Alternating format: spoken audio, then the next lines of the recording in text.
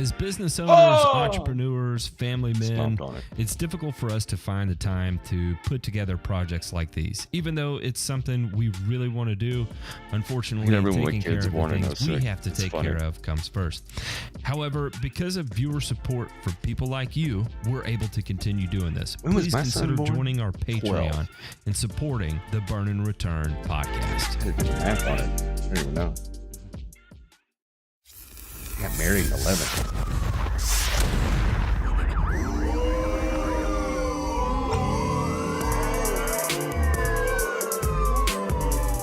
You're listening to Burn and Return, a weekly 1-hour podcast covering news from the agricultural and turfgrass industries.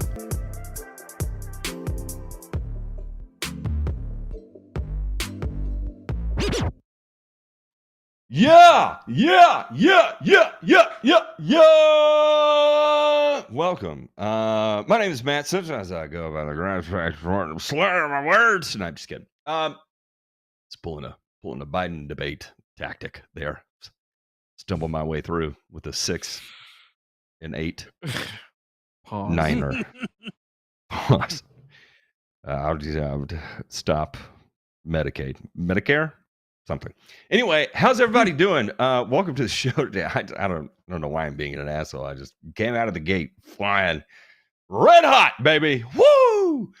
We're gonna mix it up, okay? So we have Ryan and Ray on tonight, and it's peak season, right? And shit gets weird during peak season, so we have to get weird during peak season.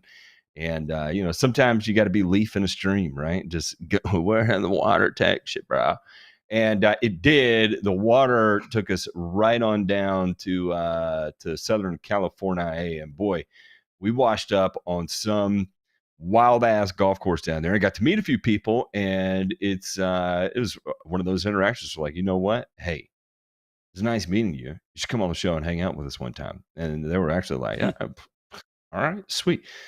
But again, it's peak season, right? So it's like, all right, how are we going to make this red? We're going to do this. We're going to do this on a Sunday. And so thank you for tuning in to our regularly scheduled Burn and Return. However, DJ Scratch, we are going to DJ AM-esque shake this junk up with a scratch and a with our guest of honor. But before we do that, and how in the hell are you doing? I'm just rambling. It's talking a lot. I'm feeling the void. Is this?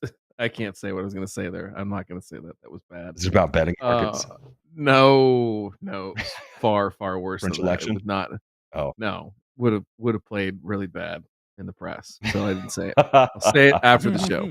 But in any regard, I'm excited for tonight, and it should be a good conversation. I feel there's much to learn about and with our guest tonight. Yeah, and I want to go ahead and get this out while I'm thinking about it. Is one of the things that I'm genuinely interested in is how the dynamic of in classroom learning has shifted from when I was that age until now, right? And I think that's kind of cool. Ray, did you end any lives this week? That's all I need to know. No, I haven't. I'm still good. Matt. I mean, I was thinking about killing somebody, but then I didn't do it. Okay. Excuse me. I was thinking about it. We'll call that a win. Yeah. Still 7.5 hours left in Hawaii. Yeah. Well, you see, this was just not on the Discord. Thank God, it was somewhere else. I mean, I met my first Twitter troll. Oh, Ray has found the ex-Twitter sphere, and I could have told you that was coming, Ray. I should have told you was coming. It's unavoidable, right? No, because you know what? I basically just called him out in front of everybody. You know what? You're nothing more than a sanctimonious asshole. Get fucked. There it is. Okay. At least we know how it ended. Ray, just promise me that you're not going to like show up on their doorstep or something and and burn their entire house down with them in it. We're not going to do that, right? Boop, boop, boop. Anyway, we have a guest of honor on. We've got a genuine young blood. I'm going to make jokes about his age because number one, I'm jealous, and I'll just be perfectly transparent about that. Yes, I am 37 years old. I'm old as shit, and I'm coming to terms with the reality of my age. And so when I meet people that are younger, sharper, smarter, more savvy, hungry, all those things that have kind of waned in my age, I get jealous. And so I'm gonna poke jokes. But again, Derrick, I hope you know that I'm doing this with love. We have Derrick Lee on today. And I'm super fucking excited you're here because you are literally a fresh face future of what our industry looks like. And this is an opportunity for us to learn, some of the things that you've picked up through your later endeavor in education, and especially working at the course with the kind of tools that you have access to. That's not anything I ever worked with when I was in golf. I've been out of golf for a long time. So, this whole opportunity, I'm probably going to ask you a lot of questions that you're going to ask yourself internally. Why the fuck is this guy asking me these ridiculous ass questions? And it's just because I have not been around it. And the other thing is that I know DeMay, probably more so than all of us, has been exposed to more of the cutting edge side of shit that Derrick may get to put into practice. Definitely before Ray and I ever will, because I'll tell you right now, I'm probably going to die never managing another piece of grass for the rest of my life. And that's okay. And you know what? In a lab setting, in a 4x4, cup or something like that, for sure. But the days of mowing acres, I am so done. I'm so done. Okay. For me, I will probably swear on the Bible that I will die never dealing with grass either. In my dying days, I will have nothing to do with turf grass except in a cup or a 10 by 20 flat maybe, or via remote consultation. But other than that, I intend to drop dead, never having to do anything with grass ever again. Yeah, 100 square feet for me would be like great, and I want a shit ton of trees and shrubs. That's as I've gotten older, that's more and more what I want to do. And it's not that my love for grass has changed. It's grass is so daunting to me now. You would think the more you're around it, like the simpler it would get and all that fun stuff. It doesn't. It's just there's more and more nuance the longer you're involved in it, and then either you stay engrossed in it and continue to learn. And I'll say this is that I will continue to learn. However, me being out there actually doing the work is, I'm not going to do it anymore.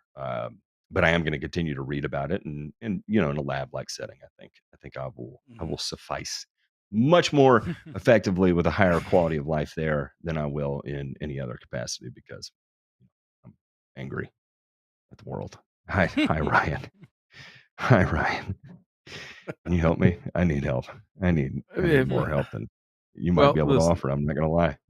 Here's a weird thing. All right. I will try to balance all this out between somebody dying in a fire and Matt coming to grips with this midlife crisis. I'll just say this is that what's weird about this conversation is that the person that has the most acres of grass to maintain, to keep alive, and to succeed at is sitting here in the bottom right-hand corner of the screen out of all of us. Damn. Yeah. I know. It's wild, right? We are no longer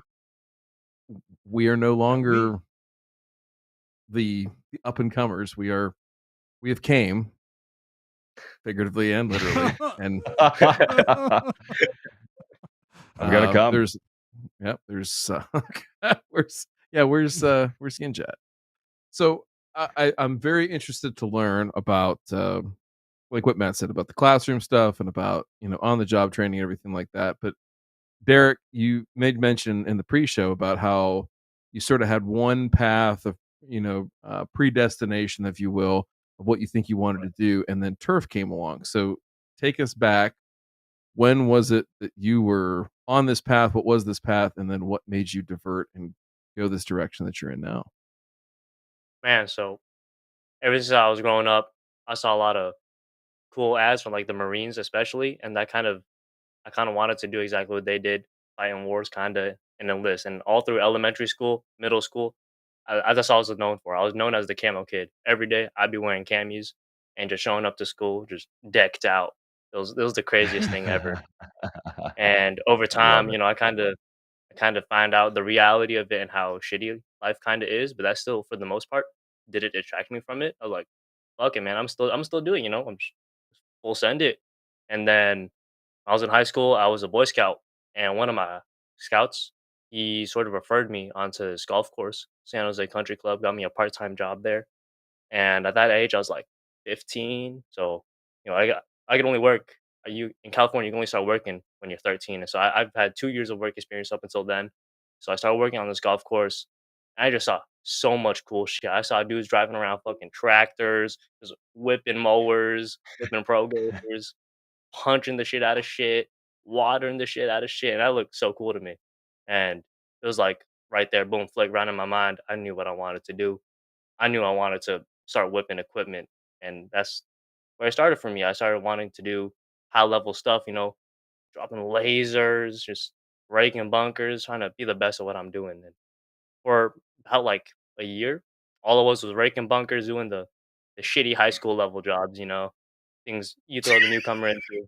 It's just raking bunkers every day, bunkers, bunkers, bunkers, and you know, I got I got really good to a point where I could do all the bunkers on the course within about 2 hours, when normally they send 2 people out and it takes them about 4 hours. And so my superintendent at the time, Parker Ray, awesome dude.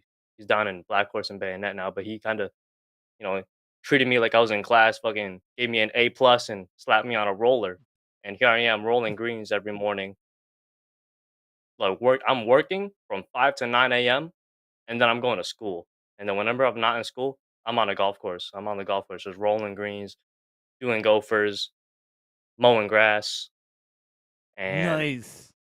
I kind of got me asking more and more questions like, what is our spray tech doing? What is our irrigation tech doing? And so from there, I just start leaping, just taking next level steps, following Jesus, our spray tech and second assistant. I just started asking him, what are we spraying? Why are we spraying it? And I started googling a bunch of stuff and talking with my boss. He said I should join the enroll in like a college level program, and so I started taking my classes at UCR. And by then, I was already so this was what 2 years? No, a year ago. La 2023, like April, kinda. No, wait, hold on. No, 2022. Sorry, I got all wrong. 2022. I was like, screw this, screw high school, screw school. I'm just graduate early, and so I just went up and I graduated high school early. I finished high school in the middle of my junior year. So I would have been a senior last year, but now I'm graduated, so freshman in college. But by the time I was done with high school, I was working full time, and then I became AIT, started spraying, and then the summer from what would have been my junior year to my senior year, I was just out grinding every morning, rolling greens, doing gophers. And then at that point, I got tired of San Jose Country Club, quite frankly, and it's more so a personnel thing. And about my irrigation tech, I was trying to just ask this guy so many questions, and he was like, I literally asked him one day, Sam, can you teach me how to pop open heads and do irrigation stuff? And this dude, he's 70 years old. He's gonna work on the same course the rest of his life. Never gonna give it up. And he's like, nah, man, you're gonna take my job. I'm like, what the hell, dude? You're like 70, man. It's time to hang it up. It's time to hang it up. And I had a little Okay. talk with my boss, and I applied for a position at La Rinconada for a second assistant, and I ended up there. And from there, sky's the limit. I'm taking classes at UCR at this point, talking to Aldo, meeting Aldo, Mhm. one of the greatest steps in my Mhm. career. I learned so much from him just talking to him through class. And now I'm in a bunch of these turf discords and ended up on this turf show and got Mhm. my piece of paper back in April. And I'm just every day we're fleeting at La Rinconada. We're fleeting high level, high level. I hope. Man, look, this is the most Asian come up in turfgrass story I think I've ever heard. Like, it is this. All right, let me say, and the reason why is, my wife is Asian, and there's a cultural component of grind, right? Like Yeah. it's part of the equation. When you decided on turf grass, what was that conversation like with your family? Man, I would definitely say it's very different from every other Asian I've known, and I think it's very nice that my parents give me. They treat me very differently. They basically say, "You can do whatever you want, and we'll support you. Just if you fuck up, fix it yourself." And Yeah, yeah, yeah. I kinda chose my own path, and I was kind of alone for a lot of it, having to figure out my own things. And, coming along a mentor like Aldo, my boss, my old boss, my superintendent, and all my coworkers, just super nice to have these people around me that I can ask questions, always ask questions, so I know what's the right or what's the best thing to do. But certainly just having different parents and a different environment, growing up in a very autonomous environment. Yeah, without a doubt. A lot of individualism there, a lot of self reliance, and hey, dude, legitimately good on you for stepping up to the plate and saying, you know what, I'm gonna fucking make this happen one way or another. Um, I think, I think there. I don't know how much you've seen of this, Derek. I know we have, just because we've been around a lot longer. Is that Yeah. sometimes you'll see people settle into turf grass because um, they're either convicts or you Mhm. failed at like 10 different things, and they're like, well, or they are like, I've got to turn my life around. I have ruined Yeah. so many facets of my life. I got to turn it around, right? And a lot of times, I would say it's like 50-50, right? 50% of them, finally are like, all right, yeah, this is it. I am going to turn my life Yep. around. It's go time. And then the other 50% is just like, it's a place filler until they end up, at their next, until they go to jail for a year and a half, get out, and then, like come beg the boss, can I please come back, work for 3 days, don't show up for two, work for 3 days, don't show up for two. Right. And, Yeah. to me, to hear you caught that fire so early and was like, nope, this is an opportunity. I'm going to jump on it. That's unfucking real, man. And good on you. And congratulations up to this point. And by God, I hope at least by the end of our conversation tonight that we don't steal that from you. I Yeah. hope we stoke the fire. We sure as shit don't spray you with a giant fucking whatever you call it, fire extinguisher, and stifle that. No, Um, no, we will not be hosers, Matt. We will not be hosers. yeah, And yeah, you know what, Derek? Yeah. You know, in all of my life, I've never worried about somebody younger taking my job. You know that, Derek? I've never worried about that. Yeah. And you know why that never worried me? How come? Because for the longest time I've been a withered old man, and I'm hoping that somebody younger takes it from me so that I don't have to work anymore. And that's the honest truth. Nice little Okay. vacation, Okay, retirement. Apparently. exactly. Exactly. I mean, it's like that's why, Derek, I've made an effort when you ask a question, I don't play a game of like, oh, this is the secret of the old timers. No, no, no, Derek. I'm going to tell you like it is. You know, Yeah. no secrets. That's how I am. I had a I had a boss one time that they were interviewing me for uh, I was applying for a management position, and they asked me where I wanted to be in 5 years, and I said, I want your job, and I pointed kind of like that aggressively, and it did not go over well Oh, in the yeah. long Mm. run after doing that. And Man. I didn't realize at the time. I Oh, was like, I thought it was one of those where it was like, like, oh hell yeah, man, this kid's with it, and Yeah. they did not. No, He no. did not like that. I had two bosses. One of them liked me. He's like, yeah, I'm fucking redneck boy. He's ready. And then the other one was like, Mhm. this white trash ass kid is a psychopath. Yeah. He's terrible. well, And on my that I boss, note, thought he's though, I thought oh, it was go ahead. good. Go ahead. he's always telling me that I should be the one taking his job, and it's he's always telling me instead of applying for other positions, trying to sort of go to a different course, be a superintendent somewhere else, I should just be taking his job and trying to learn all I can from him so that one day I'll be better than him and just keep on evolving and evolving. And one day I'll be in the position where I'm doing the same to someone else, having them take my job, teaching them everything I know. I'm really blessed to be in that situation on pretty good property. The great thing about this is that there's never going to be a time where you can run out of shit to learn. Sorry, I cut you off again, Debate. Go ahead. Go ahead. You're fine. No, you go ahead. I'm running my mouth. I was just gonna say, you talk about that, and you talked about what was the irrigation tech's name? The 7-year-old man, Samuel. Samuel. You got to tell Samuel that they're coming after my Social Security, Samuel, not yours. You can retire anytime. You're good, man. No. So, anyway, that is crazy. There's something to be said. There's and you see this. You don't see it as much today. I got to see a lot of it when I was younger and in the golf course business. But there are people that are like what I would call institutionalized, right? Where they've been there for so long, and that's part of their everyday, and they're not going to give it up. And I'd like your attitude of being on the flip side of like, hey, I'm here to build myself up to a point of expert level and mastery that I should be able to teach anybody anything out here, and probably learn a little bit along the way too, and never stop learning, like we said. So I guess from that standpoint has been what has been your biggest transformation learning wise to this point? Like if you could go back and talk to the Derrick of 2020, let's say, right? 2021, what would blow that Derrick's mind of like, holy shit, you originally thought this, but now you think this, or you've learned this. What are those things, right? And they could be like theoretical, or they could be like tangible things too. Right. I guess there's two big things for me.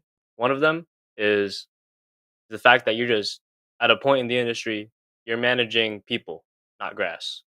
And that's something I've really had to come to terms with very recently. I was talking about it earlier, but I had an employee who's convicted felon, and I had to let him go. I had to fire him because he had so many things going on in life where it's just, you show up for a week and then you're gone half the next week for something that could have been prevented. And it's really tough when you try and hire someone to help them bring their life around. This kid, he's still pretty young, only about like 10 years older than me. He wants to be a superintendent. He wants it bad. He's working hard, but there's just so many things out there in his life that he can't control. And it's tough. Like, do you fire him and let the opportunity go away? Very tough argument for that. Derrick, it's a matter of cannot or will not, because I think you've kind of heard my position regarding people, right? Yeah. You've heard my position on that, and that is very, how shall I say? That's basically how I was brought up in the work environment, because like when I was somebody's employee, I quickly noticed that the people that had too many external things going on, they didn't work there anymore very soon, because basically, you don't show up for a day because of something. All right, let that go. However, that's with the warning that if this becomes a regular thing, we basically can't count on you. You don't work here anymore. Period. Yeah. I mean, that's just it. I mean, that's just how it has, how I think it has to be. And likewise, managing people. I mean, that is something that, wow. I actually had to learn how to manage people a long time ago. Yeah. And the first people that I had to learn how to manage were the clientele. And then I had to start to manage, like irrigation install crews, landscape install crews, landscape maintenance crews, those kind of people. I mean, it got interesting. I basically, because, and I often say that me managing turfgrass areas on my own without employees, Did you know, Derrick, that right now I consider myself semi-retired at this point? Mm. Most of it's all I consider myself autonomous, it's making money for itself. well, making money for myself. I make the rules. I abide by them. You know, life is simple. Yeah. Aside from managing people, from a technical standpoint, what's been the most difficult learning path you've been down? So Is it irrigation? Is it fertility? Is it fungicides? Where what has got you scratching your head the most? probably just pesticides, and Yeah. just learning. It takes time. It's definitely not something you read in a book and next day you know everything from that book. It's constant repetition. You're applying drive, speed zone, same time every year. Now you're applying for fairing. You're putting out. Let's see, we put out Ballista, some Eternity, mainly Ballista, but Heritage. Now you know these products, and now you know what they do. And it's just constant repetition over and over, and being able to learn from Aldo and you guys and in the Discord server has really, really helped me accelerate that process. There's only so much The you can use in one golf course, you know. what kind of turf grasses do you maintain on the course? Yeah, so our greens are all POA bent, far more POA than Ooh. bent. It is troubling and it's a problem, but maybe renovation in 2 years, who knows. Anyways, POA bent greens. Our fairways are all ryegrass. We have a Bermuda grass and a couple weed areas that we try and get rid of. Mainly all ryegrass. Rough is all ryegrass. Our tee boxes, we have I think 5 Bermuda grass tee boxes, and the rest of them are all ryegrass. So it is pretty funky having 2 different types of grass for tee boxes when it comes down to fertility and eventually when we spray out the ryegrass. And also we have a bunch of our range is all Bermuda grass. So range tee box, range fairway, range greens, all Bermuda grass. And we also have I guess technically one of our fairways has a little test plot of 3 different types of Bermuda grass: Tiffway, Latitude, and Tahoma. I have a couple pictures of them. It's pretty cool, but we have a renovation coming up in about like a year and a half, and we're trying to convert the entire course over to Bermuda grass. And having a Bermuda grass plot smack dab in the fairway just shows how much like you got a plot of Bermuda grass, straight rectangle Bermuda grass. All moisture is around 10%, and next to it you just have a giant field of dirt, and that shows sort of to the membership that Bermuda grass is the move. It's the grass we want to go to if we want to save water. Yeah, So it's yeah, kind of yeah, yeah, yeah. that situation right there. Mhm. What Bermuda grass is the front runner right now? Oh, definitely. I think our Tahomas look the best. So we have Uh-huh. like one of our tee boxes that we sprayed out. Boss manual is like go spray out these 5 tee boxes, and one of them was straight 100% ryegrass. We sprayed out with revolver, 2 applications, just nuked Wow. it, and the Wow. entire back of number 2 gone, devastated, and we had to get a pallet, next Monday, sodded that whole thing with Tahoma. It was crazy though. Our sod company, they sent us sod that's half dead. It was like crispy, wilting on arrival, and I was like, what the hell? Like, what the hell, man? But it's looking good now. Fixed the issue. But yeah, Tahoma 31 definitely looking amazing. But we're also trying out a West Coaster blend. So it's KBG, perennial ryegrass, and what was the other one? Tall fescue. So it's a blend of those 3, and we're trying that out for all of our roughs. So that's hopefully it's going Really? to be all of our roughs. But it's a very interesting blend.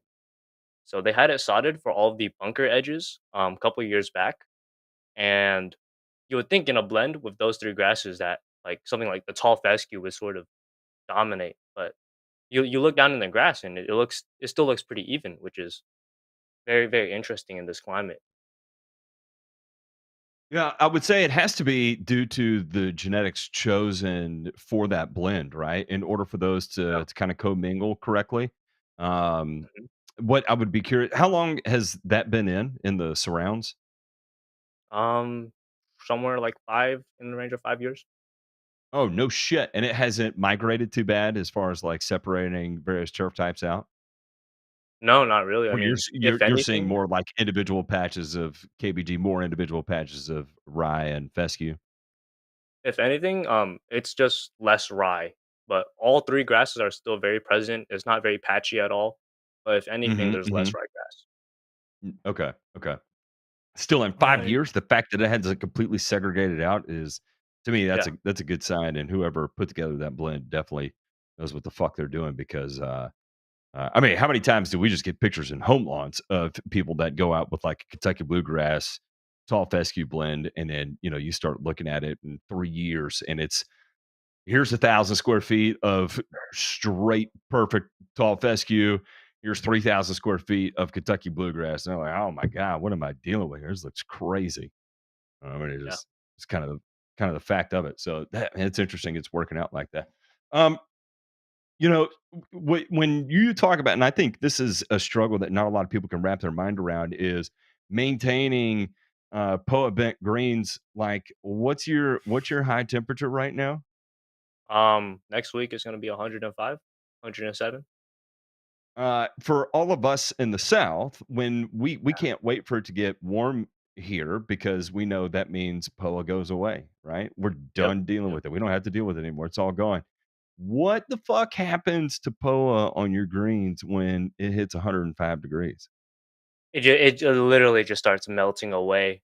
We got, like, giant orange spots on our greens, and I'm very lucky that the bentgrass is our bentgrass is just super resilient. That's normally how bent is. It can take a beating, and Yeah. it'll be right there. But for the most part, that poa it just starts checking out. See it a lot of our tee boxes and fairways where we kind of don't give a shit as much as the greens, and it's just patches and patches of devastation in the rough. Devastation, just completely annihilated. But on the greens, kinda it means just hand watering and hand watering. Like next week, 100 degrees all week. I'm gonna be there all week, all day, all week, 16 hours every day probably. And that's just I kind of feel bad for other courses because I know some courses are in worse weather than I am, and they're probably struggling out there with less people. Like my old course, Poa bent greens, more Poa than bent. Smaller budget, smaller crew. Kind of feel for them, but I struggle at turfgrass. Just gotta always. Someone said it somewhere sometime earlier, but I think it was Robert, or it's like a baby. And when you guys were talking about Robert, it's like a baby. You're not always watching it, but it'll always be in the back of your mind. It's the It's god a perfect honest. Mm-hmm. analogy.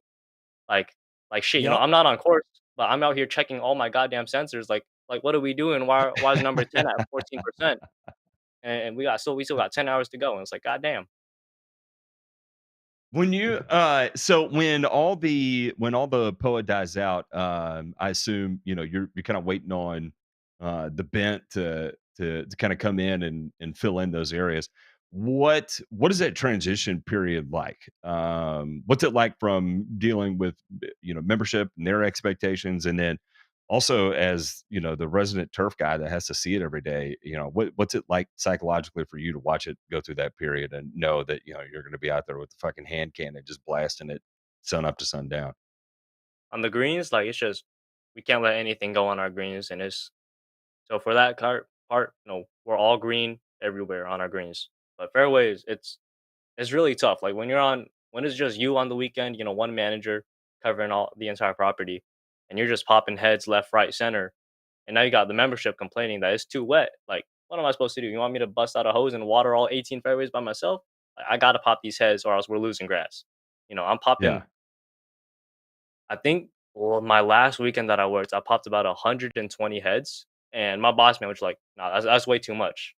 And it's like, if I see an area that's dry, I'm gonna water it. I'm not just gonna leave it to die.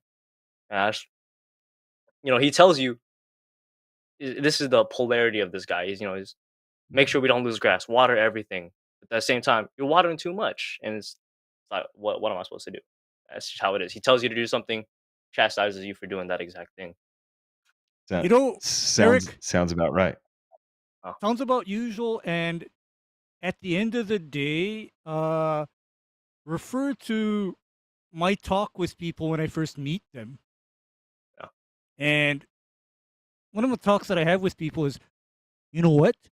I'm not here to make you happy. I'm here to keep the grass alive.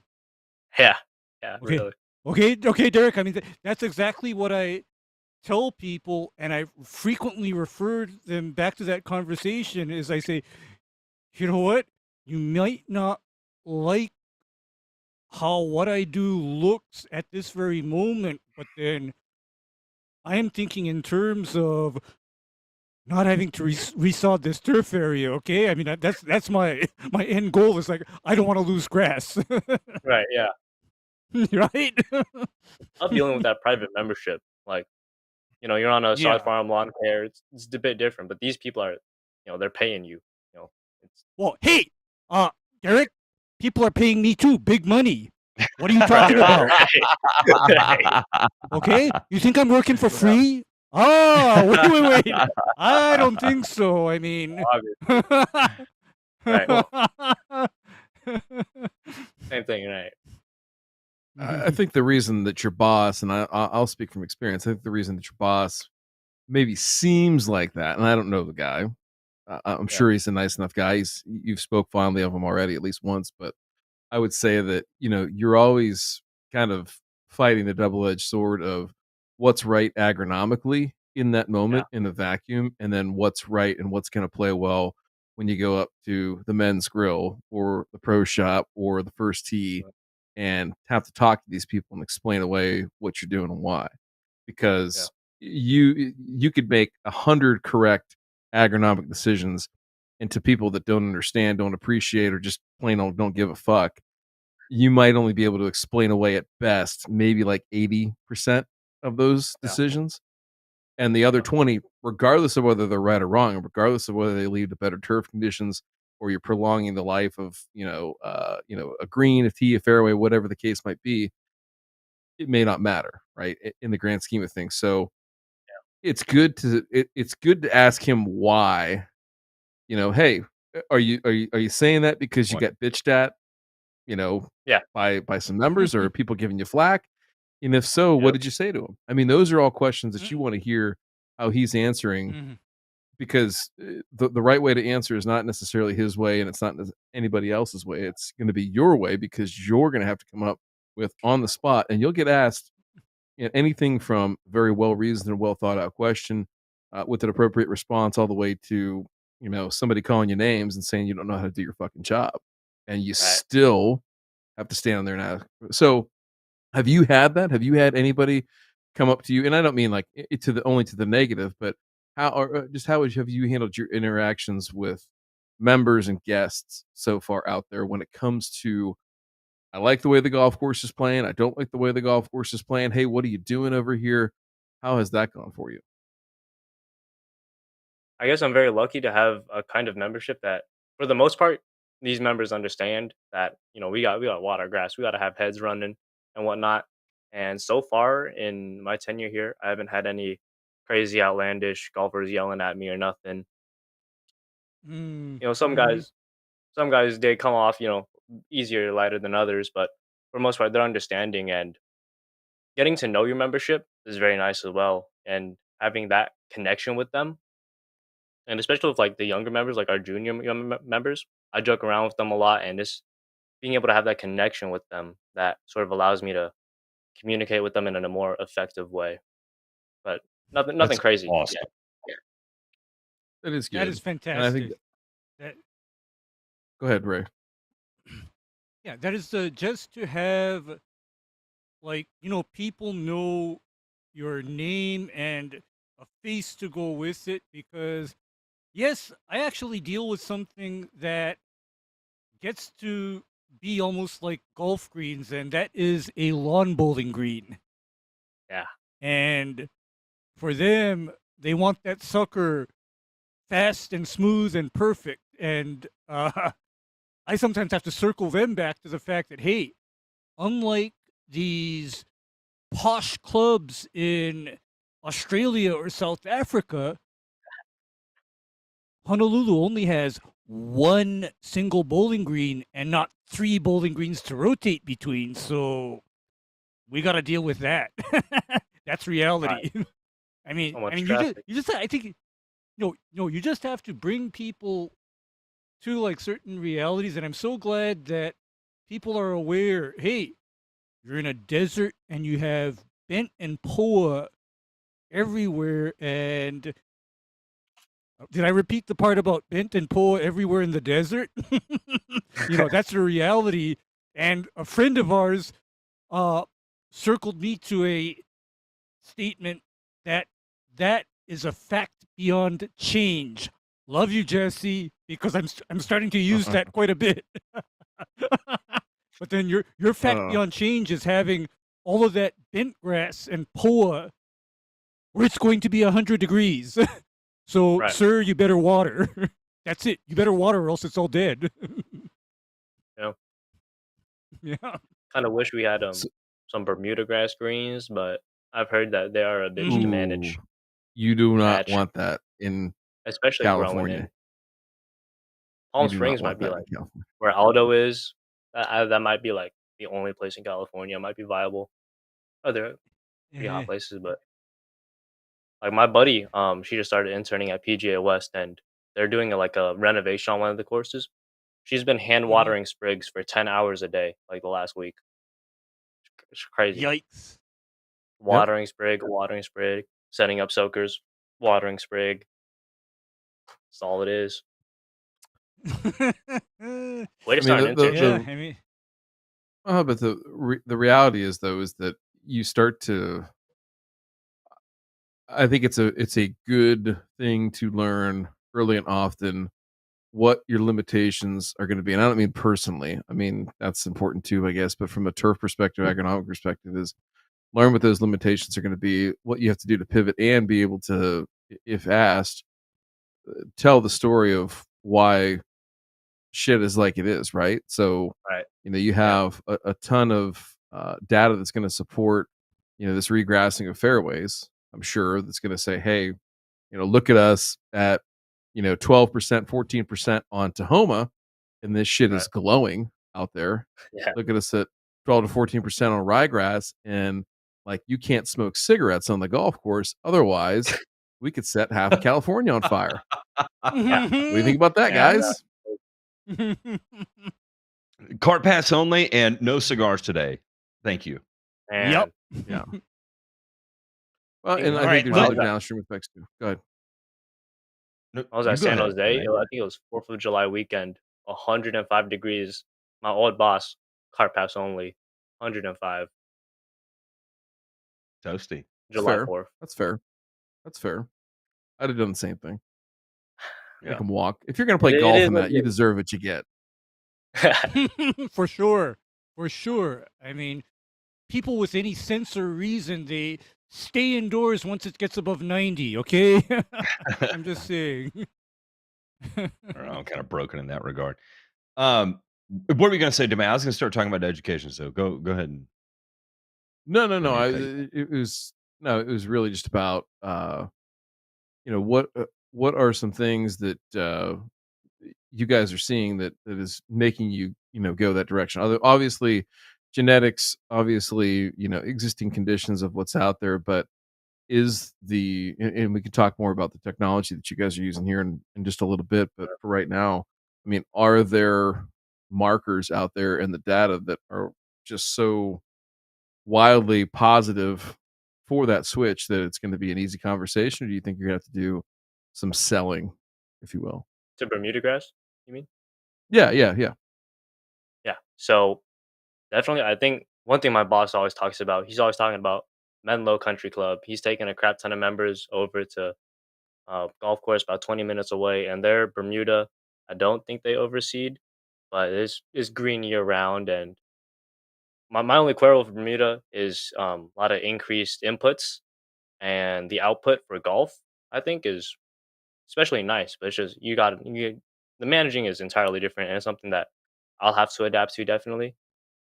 But just playing off of it is a little bit different. I wouldn't say it's better or worse. It is different because I am not a golfer. It is something kind of crazy. I don't play golf at all. I've tried swinging a club, didn't go very well. Thankfully, didn't hit any members. But not a golfer. But here I am running a golf course. Wow, Derrick. I mean, join the club because did you know that I'm also not a golfer either?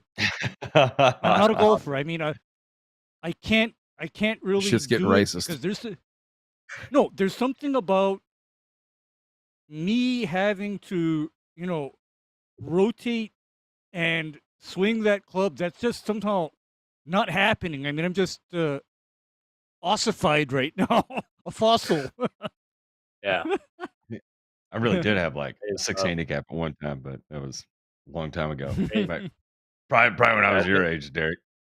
oh, I think most of it is definitely water. Seeing main reason is just saving water, and over here we use so much water, like 500,000 a year goes straight to irrigation water, plus or minus a couple 100,000 is something the membership's not too happy about because we are, California, save water, we're in a drought, that whole thing, and it's just Man, switching over to you, Bermuda grass might save us, dude, a couple couple I couple bucks. my personal opinion is that once you get into the management of Bermuda grass, you're going to prefer it over cool season grass times 1,000. Hmm. Mm, Yes, That's absolutely, my absolutely. personal opinion, and it's easier, it's more predictable. A lot of the weirdness that comes along with cool season just tends to self-correct, like auto-correct. It's a strange thing.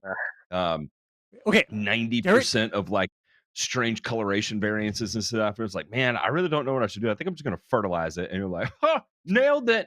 And it starts to make you feel like a wizard at some point. And so it's strange in that regard that when in doubt, fert it out. I mean, yep, it tends to solve the problem 9 out of 10 times to an even greater degree than your ryegrass. And the other thing too is that when it's 105 outside and you're trying to plan on what you're going to do, it'd be like, well, I don't have to worry about it. I'm just going to go fertilize it like any other day, and you can get out there and have fun make with sure you it. water it. Do are y'all plugging Okay, and sanding right now?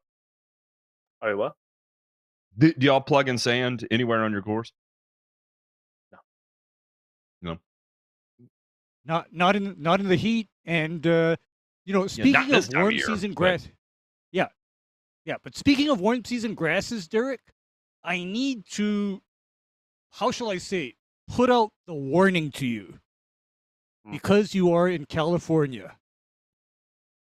If somebody mentions seashore paspalum to you, Oh my god. please drop kick them. Drop kick salt them water. hard. Salt No, water. drop kick them.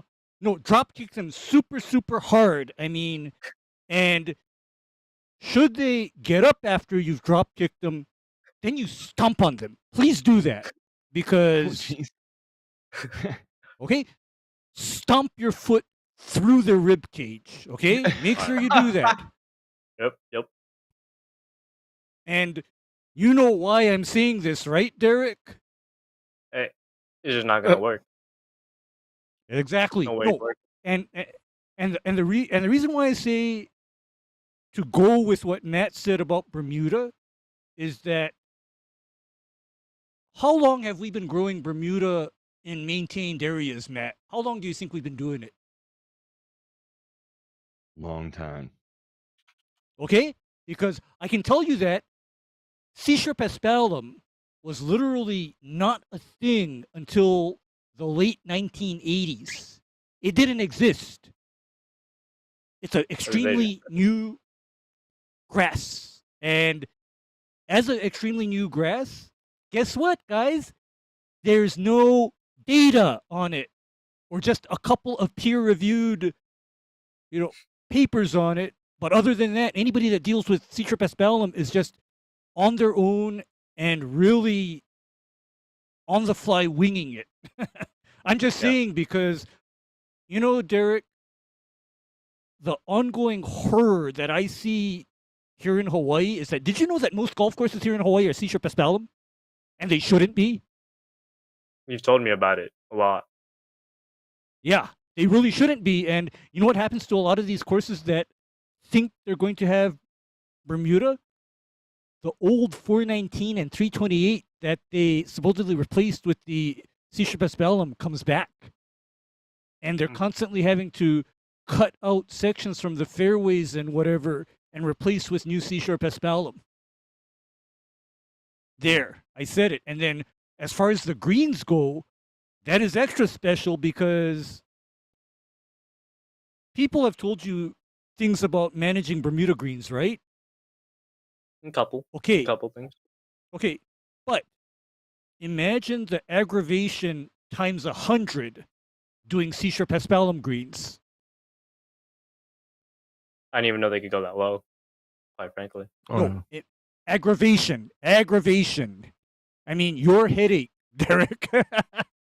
Your headache. I mean, your hassle. I mean, you having the club members saying, "Yeah, how come this green is so slow and spongy and puffy and oh my God, you have to sand and verticut again?" I mean, that's the reality of managing seashore paspalum. I'm just putting it out there. Because these Hawaii golf courses, they say, "Oh, our paspalum is so wonderful," but then look at all the fucking work that they got to do on it. And Yeah. they could have had Bermuda. God sake. Do Every you week. know what?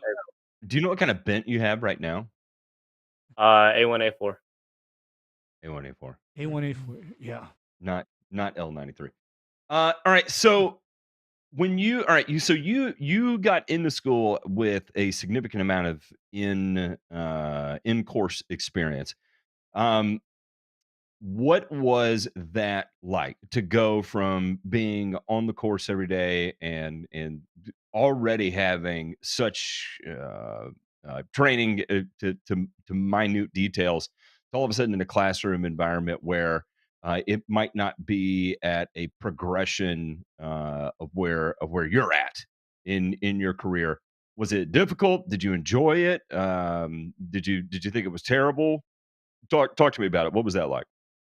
Yeah, it was definitely the stepping stone I needed. I was nowhere near where like I knew everything that was going on in class, kind of like Aldo. I was nowhere near that level, and so everything like that I was taught in class was completely brand new, completely new to me. And a lot of times I find myself googling stuff that I have no clue what they're talking about, and asking my superintendent, asking my boss. And it's super nice to be able to. I learned these things in class one day. I'm applying it the next day. And just being able to have that correlation at the same time is a massive and really helped me accelerate my learning. That's great. I was nervous. You were gonna be like, man, it was like stepping back 3 years in time, and it was a giant waste of time. So to hear that, number one, I think that's a testament to the program at UCR and the way they have that assembled. So kudos to them for the way they do that. And then number two, um, I have no idea what number two is. I think I'm just going to end at number one there and say, yeah, they knocked that out of the park. All right, what's an example of some of the things that you picked up in the classroom that you were able to correlate into your day to day fairly quickly? Definitely one of them that's more applicable now as I'm in a management position is dealing with people and managing employees, sort of how to talk to people as their boss, but you're also, second thing, you're their friend, but you're their boss first and foremost. And just being able to communicate things to your employees and being able to get things done in a nice manner. Like, just go up to someone and say, "Bro, you fucked everything up. You torched the entire green." That's never the right way to approach someone. You can start Yeah. off, It's not? complimenting them, building up. It's not, some Shit. constructive criticism, but I need to go you make know, some phone calls real quick. I'll be back. ooh. Oh, uh-oh. Uh-oh. Yeah, I think I mean, people some still people will talk get to you it. that way. It's You know, amazing. it's nice to have like some of my employees. They're really they do understand the situation I'm in. How young I am, and fucking my man Gary, he's father of 10, and he kind of deals with me how I manage him as like I'm one of his kids, and it's nice to have that sort of fostered environment. At the same time, everything I do will affect our grass. And So, being in how that did the position, classroom though prepare you for that? Like, were you taking, like, what class did you take that helped in management? I think the name of the class was what, management skills for turfgrass. Yeah, management skills for turfgrass, and like No being. shit. I'm looking at the slides right now, and Yeah. these slides are about like public speaking, budgeting, EPA, DPR, learning about things like that in class, and just being able to apply. Like, hey, we have to do a monthly safety meeting. We have to submit stuff to the DPR, getting our pesticides license, QAL, and all that. Sort of being able to apply 10 times expedited the process of it'll take me 5 days to learn something new where I'll get it the same day. Being able to open up like a budget and being able to understand that as opposed to what does each number mean? What is capital expenses? Why is half of our money spent on labor? And being able to learn that in class sort of helped me apply that instantly. That I'm not gonna lie, that's pretty badass. That is If you're only, neat. I was gonna say, if you're only spending 50% labor, that's pretty damn good too. So Yeah, that's not terrible. Yeah. It It's is not a So- little awful crazy at and all. quite Labor's frankly. always a so that was a number one that was a one semester class.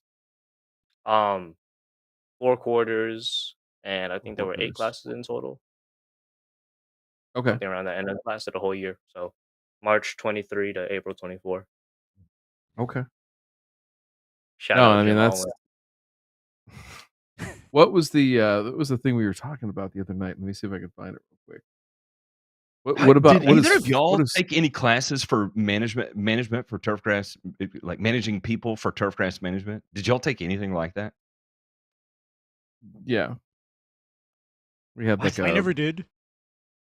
we had a class at Ohio State in the 2-year program that was a after you went on your internship, you came back and you were given basically a golf course that was similar in nature to your internship site. So they would give you all the particulars. You're in Los Gatos, California. You're at a country club. You got bent poa greens. You've got these grasses. You've got this budget, and then you would have to like write out your Kevin Furt programs for the entire year, your soil cultivation program for the year, build out your budget, like your entire budget, top to bottom, for the entire year, a communication strategy of how you were going to get information out to your members, like what was your in-person communication strategy, what was like your formal, informal, like all this shit. And then you had to go at the end in the last week of the quarter and like defend all of it in front, and they would bring in super from all the area courses, and they would just pretend to be like the board of directors, so I can just grill your ass for like an hour, like hardcore. Yeah, So I've heard lots of stories about that. And then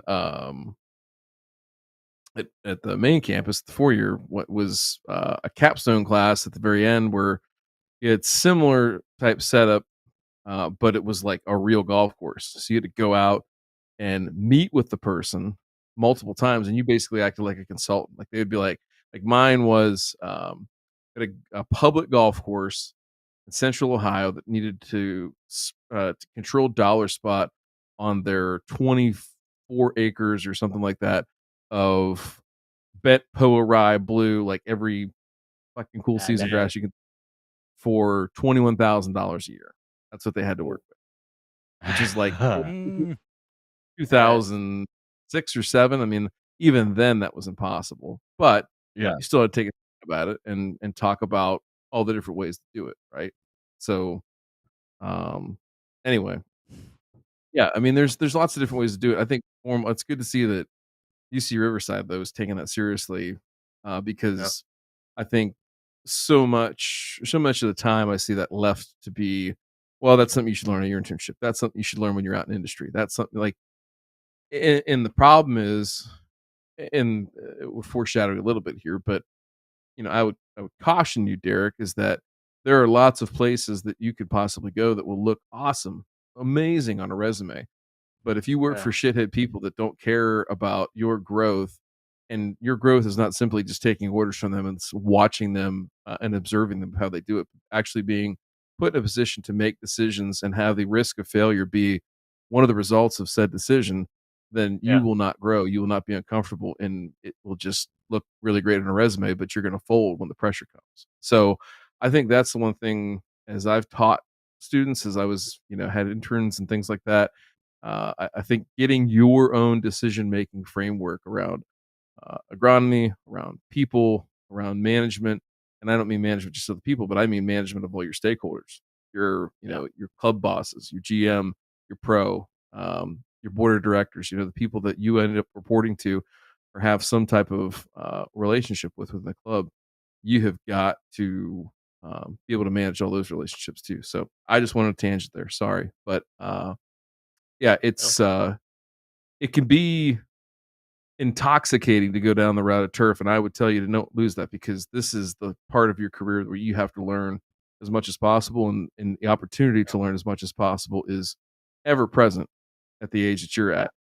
Learn all the turf stuff, get as much experience as you can on the people side, and don't beat yourself up when you make a wrong decision, because you fucking will, and that's okay.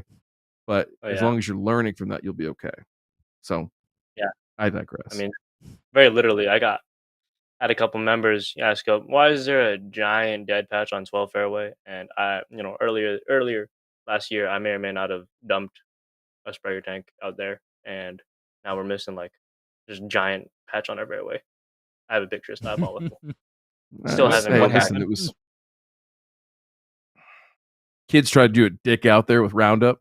Sons of bitches. Oh, dang. Let's see if I can find the picture. But it's entirely my fault. Shouldn't have.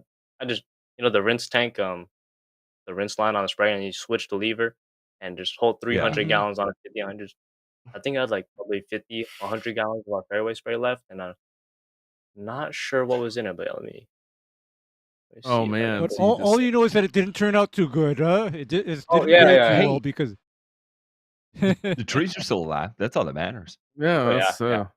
yeah. There's we can s- Yeah. a coupler right that's here, that yeah, so it's that shit'll crazy buff stuff. out. It's not It's gonna bad. That's have when that's like when Driver, dumped 20,000 pounds of Jet A all over DTW on his approach. So, love you, Driver. I love you, Driver. oh, Sorry, that was inside He baseball. was he Go ahead. was he was only like 5,000 feet in altitude when he let it go too. I think it landed on me. Uh, yeah, it's kind of nutty. Have you had to deal with any injuries on the course? injuries like as me or Yeah. Just you or employee injuries more so. so this is the same guy that I had to fire. Same guy I had to fire. Hmm. First couple of weeks working here, pushing a walk mower, buddy, like his ankle monitor just catches on the mower on the trailer and kind of like sprained his ankle. He's out for the day. Yeah. So Yikes. The old yeah, that Yikes. ankle was monitor. It'll kind of get a you. gnarly one. Kind of a gnarly one. He's like, yo, Gary, I'm gonna need you to mow 16 for me, man. Yeah, I mean, help me out here. And it's tough, but things like that, it's kind of, do you get workers comp for that? You miss like half. Is it that big of an issue? Is like the appropriate question. Is Mm, it so big that you mm. elevate it to that, or I you're just out As a half the week? business owner, one thing I'll say is that yes, always do.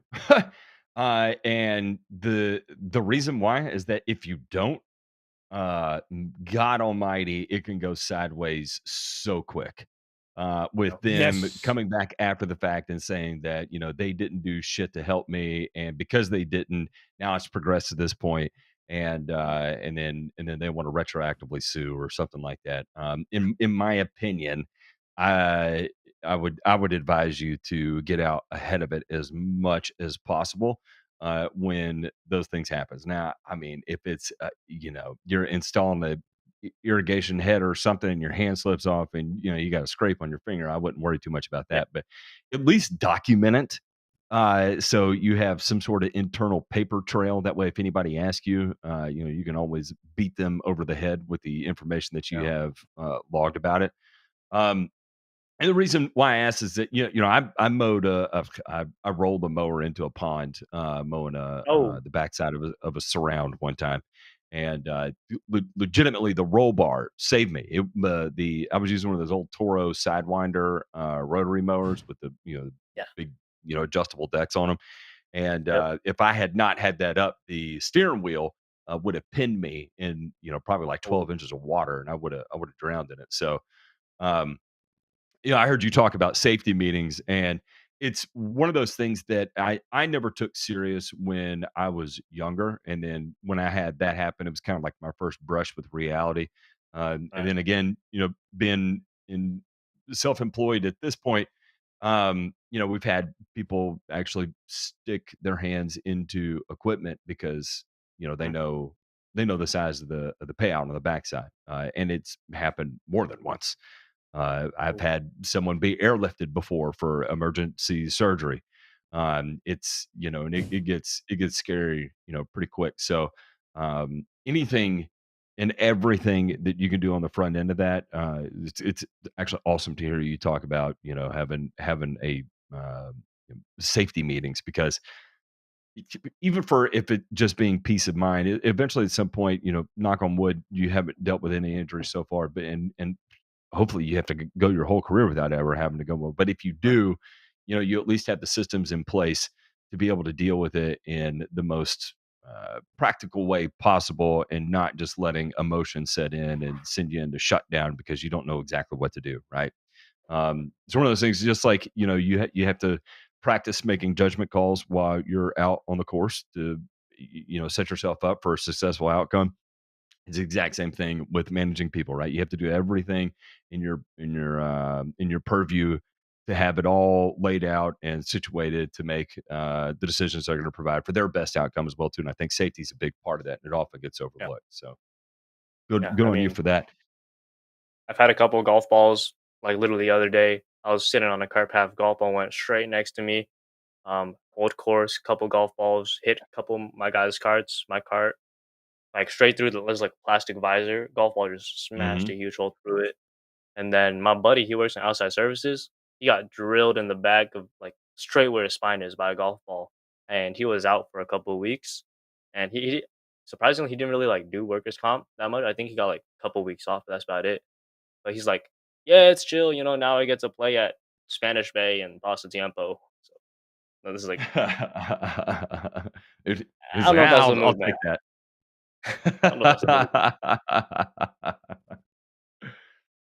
All right. So now what's particularly interesting, and I think you being exposed to all this, especially at your age, is nothing but just a gigantic asset. Talk to us about some of the newer technologies that y'all are using, that make your club a differentiating club compared to some of the other courses in your area. Yeah. So one of the things that we've had for quite the number of years now, which is quite frankly, it's defunct. Is our GPS sprayers. It's a program called Smart Guided Systems, which was bought by John Deere like 2 years ago, and it's been Mhm. discontinued ever since. And so part of that is we have this nice GPS system, all the pros that come with GPS, overlapping, knowing skips and all that, which eh, mm, sometimes we prefer to use go manual, go back to the old days, flicking switches. At the same time, having that defunct system and having such a shitty system causes a lot of problems. You have four filters, five filters that can clog on you, and when you're putting out like a ton and a half or 1,500 pounds of fertilizer in 1,000 gallons of water, that clogging just gets to you, and you just gotta stop, clean out four different filters, go, and you make two passes, and you just gotta repeat the cycle over and over again. It's a pain in the ass, but it is nice just to be able to cruise and just spray these fairways super easy. Don't have to worry about overlaps much.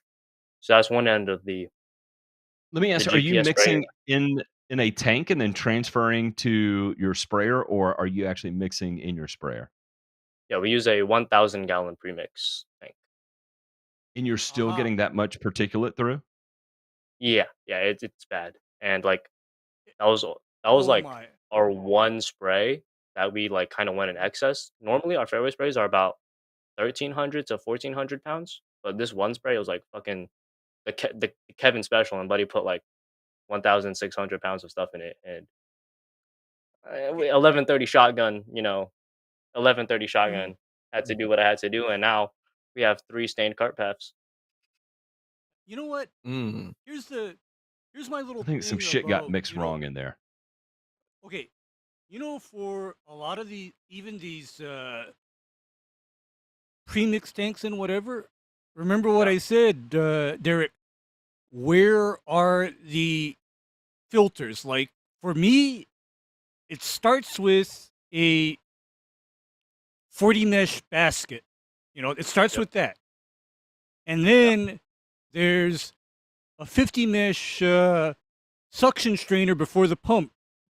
And then finally, of course, last line of defense is the little 50 mesh strainer behind the tips. But then why are there no filters or screens or catch baskets in that premix system? Where are they? Yeah, are they there? That was going to be my next question. Is do you? Yeah, is everything in place? Do you even? Yeah, is everything there? Because you see, if I were making or creating a premix batch mix tank, I would always have that strainer basket in place so that as I'm pumping my mix into the sprayer, any kind of coarse particles are caught by that basket before it fucks up anything crucial like the actual spray system. That's always my big fear. That's always my big fear because, as you know, Derrick, I'm the guy that's constantly dissolving things like AMS or worse in water and spraying it. I'm that guy too. So I've kind of learned over the years what I got to do so that halfway through or a quarter way through, I'm not having to deal with a clogged up sprayer. Yeah. Right? And it's kind of crazy. We try and do everything we can to mix. So first step, you got your fertilizer, like urea, ammonium sulfate, slap it in a bucket, fill the bucket with water, mix it with a paint mixer. Mhm. That's step one. And then step two, we toss that into the same basket that's on 5800 sprayer. So I'm pretty sure it's a 40 mesh basket. And after it Right? goes through that basket, then it's inside the 1,000 gallon mix tank. And then so it's circulating with a pump, and it just keeps on going. And before I take the banjo tube from the premix to the sprayer, I put in like I'm pretty sure it's another 40 mesh filter in the pump. So anything recirculating would have to go through that filter. Anything going out to the sprayer would have to go through that 40 mesh. And then after that, there's the agitation. There's two filters for the agitation, one for the pump, one for the agitation on the 5800. And then there's 4 filters that go out to the booms. So just imagine, like, at this point, I'm able to know if I'm losing pressure while I'm agitating, not spraying, then I know it's an issue with the agitation filters. And if I'm not getting enough water, enough liquid out through the nozzles, then I know it's an issue with the boom filters. And so just over So repetition, over Robert said spraying. you mixed AMS and cal nitrate before. You got a little gypsum and ammonium nitrate. All right, so my boss, great man, but practically all of our fertility programs for greens and teas and whatnots they don't come from him. They come from a company that I'm not going to name and a man I'm not going to name. But he's a cool dude. But when you put, when you put ammonium sulfate, any kind of sulfate, and calcium nitrate, you get gypsum. And I'm out Yeah. here. This was earlier this month. I'm out here spraying 2 acres, 1 acre of Bermuda tea boxes with this spray, and I'm just clogged up. It was horrible. Like just solid chunks of one Civitas, which is a goopy mixture, which Uh-huh. half the time will not break down. Half the time it's just goop. Oh my And the other God! half, You put. I know what you Civitas mean. Yeah. in I know what- with the fertilizer. Yeah. Civitas with Holy it shit! Holy shit! Holy shit! And you know what? And you know why I'm saying holy shit? I know precisely what Civitas is. what is it? Fucking Okay, castor oil. Civitas is basically horticultural oil that's been dyed green, and it's supposed to be this bio-friendly fungicide thing for turfgrass. And the theory is that you keep on oiling the turfgrass with horticultural oil to prevent foliar diseases, but in real life, it's garbage. And furthermore, Calcium nitrate in oil is not going to play well. You're going to get some saponification that occurs with that. So no, and worse yet, you're making fucking soap, literally. You're making soap, and furthermore, Derrick, oil and fertilizer in general. The last time I mixed any kind of oil with fertilizer, I owed somebody a brand new 5,000 square foot lawn. The last time I mixed fertilizer and oil. Oh boy. Seriously. Yeah. 2.5 gallons of Civitas, 12 pounds of potassium nitrate, 6 pounds of calcium nitrate, 5 pounds of ferrous sulfate, and a fuck ton of liquid. Fudge me. Well, you're doing fucking cal nitrate and ferrous sulfate? Yeah. Yay! Exactly. Yay! Shit almighty. Yay! Oh my It doesn't need to be god. that. It does not need to be that complicated. Yeah. Goodness me. You would have had more success shoving a fucking stick down your throat than you would have trying to spray that. Oh my god. Okay, chemistry does not work. It doesn't work. Period. because Flat out. Right, That does not it's work. basic chemistry, high school level chemistry, right? And it's like this dude Yeah. has 20 years of level experience in exactly what and he he's doing. doesn't know that. Aldo. And he doesn't know that. Dog. He doesn't know. Holy shit. He doesn't know that. I mean, he doesn't know that if you mix a soluble calcium salt with a sulfate salt, we're is going to put some phosphite in there with it too to see what happens. That's how I'm gonna get my potassium this year too. We're gonna get some potassium. That's how you make a literal brick in the spray lines. Not kidding about it. Literally. It says 0026 on the label right here. Lucky. The first time I clogged up, it was straight up like a solidified clump of Civitas, just a goopy slime on the filters. And the next time, it was a fucking rock. It was a fucking rock. Like I had a rock in my spray, dude. Like, what the fuck? Yeah. You literally made soap and stones and drywall in your sprayer. That's incredible, fascinating. Actually, I mean, my mind is actually, Derrick, blown. Sir, you made plaster. Okay, you know plaster, like plaster of Paris. That is hydrated calcium sulfate. Just so that the people know. I mean, you just made plaster of Paris in your spray lines. Are you a spray guy, or are you fucking building an Adobe out there on your ice cream? Jesus. Wow, that is mind blowing. I'm not gonna lie. How many times does the spray go out a year? Like, what's the frequency? Never again. Never again. First time we've done it at this level. So normally this spray goes out 2 times a month, so bi-weekly, and it's in like half, like a quarter the amount that we did for this one spray.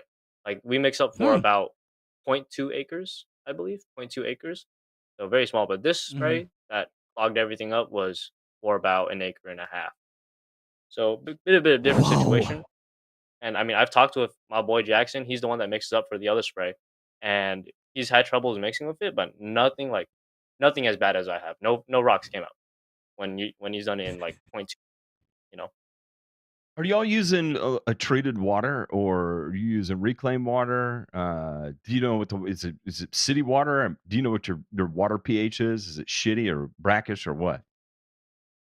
I'm pretty sure the pH is solid. It's all surface water. So we have an irrigation lake that pumps from a well, and then another one from surface water. So those are 2 sources of water, and I can probably find an irrigation water quality test. Give me a second. I was thinking, if it's fresh water from California, I was thinking it's probably gonna be pretty high pH too. You may want to buffer that before fucking around with Civitas, but oh, sorry, pH is 8.39. Yeah, that's what I was wondering. Yeah. Whoa. Have fun with that and oils. No, that was a couple years ago, but that is still I mean, this are water. Yeah, carbonates and oils. Literally, it's like you can make if you want to make soap, you can use calcium carbonate and an oil. Wait a minute, Matt. I just remembered something.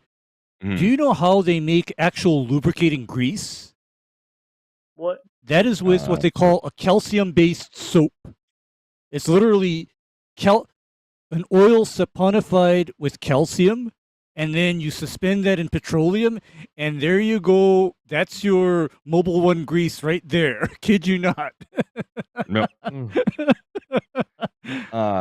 Lord. Man, that's Yeah, try not to do that anymore if you can Yeah. help it. Lord have mercy. What's Yeah, next? Are we gonna start doing? Gonna start doing monopotassium phosphate and ferrous sulfate. Hey, 10 pounds Wow. per acre all day, every day, baby. Wow. Wow. Just Because sending orange mud. because I I know you're probably with the AMS, you may not have to buffer it, but depending on your order at which you add, the order at which you add is going to become important in a scenario like that, especially when you're dealing with water at that high pH. yep, I don't know if I'm talking to the choir here or not. You may know that, you may not. But if you're ever responsible for that mixing, I would always add your lower pH materials first. So, like in this particular instance, add your AMS first, yep, and then like I would not add ferrous sulfate first, then AMS, because you're yeah. probably gonna chunk out a fair amount of that before you even get all your AMS in solution. So, I've made that man, mistake that's a before. Gnarly. yeah, good times. God almighty. That I do not miss that shit at all. Holy fuck me Yeah. running. I don't miss that at all. Back on oh topic. dear. I mean, What were you gonna say? Back on topic. Other technologies I've had Yes, yes. the pleasure of using. So one big one is definitely sensors in turf. So it's kind of iffy because you always got to flag them when you're punching. Sometimes when you're verticutting, but these sensors are very nice. They give us a lot of moisture, salinity, temperature data, and it's always nice to be reassured that I'm out of town. I can look on the sensors and see number 10 is not lighting up. Number 10 is only at 21%. That's perfect. 20%. But we use Spio and TurfGuard for our two in-ground sensors. TurfGuard's made by Toro. They're pretty solid. But Spio, sometimes it is a bitch. Like your sensors will just lose connection one day for no fucking reason. So you got to go dig it up, use a fucking metal detector, walk across the entire fairway with a metal detector.